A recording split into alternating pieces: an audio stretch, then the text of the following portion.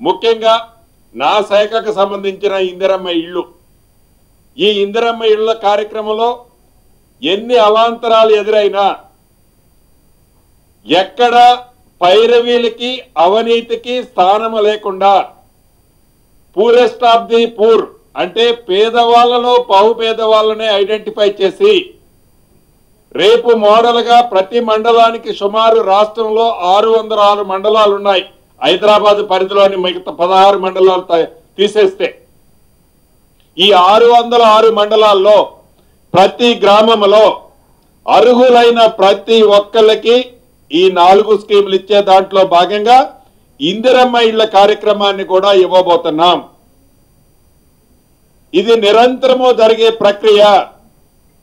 ఏదో ఒక్కసారి ఇచ్చి గత ప్రభుత్వంలో లాగా అక్కడ ఒకటి ఇచ్చేసి తూచనే ప్రభుత్వం కాదు.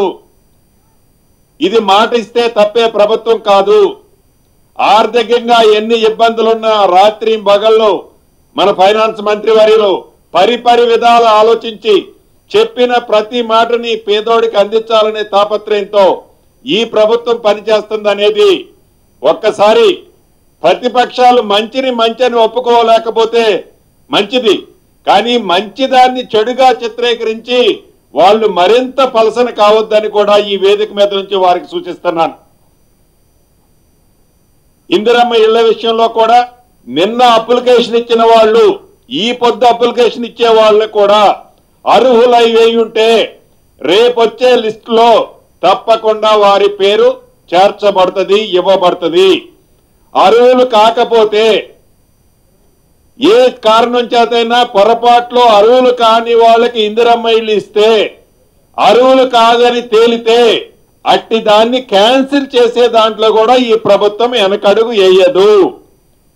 రాష్ట్ర వ్యాప్తంగా ఉన్న మీడియా మిత్రులను కూడా రిక్వెస్ట్ చేస్తున్నాం, అర్హులు కాని వాళ్ళుంటే ఈ ప్రభుత్వం దృష్టికి మీరు తీసుకురావాల్సిన అవసరం ఉంది. ఎందుకంటే మీరు కూడా ఈ ప్రభుత్వంలో భాగస్వాములు.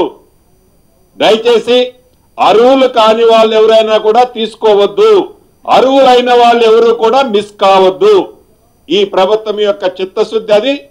రాష్ట్ర ప్రజలందరికీ ఈ 4 కార్యక్రమాల్లో ఏ రకమైన డౌట్ అవసరం లేదని, ఈ ప్రభుత్వానికి చిత్తశుద్ధితో ఇచ్చిన ప్రతి మాటల్లో భాగంగా ఇటు రైతన్నల్ని అటు పేదవాళ్ళకి భరోసా ఇచ్చే కార్యక్రమంలో ఈ కార్యక్రమాలని ప్రతిష్టాత్మకంగా చేస్తున్నాం. కాబట్టి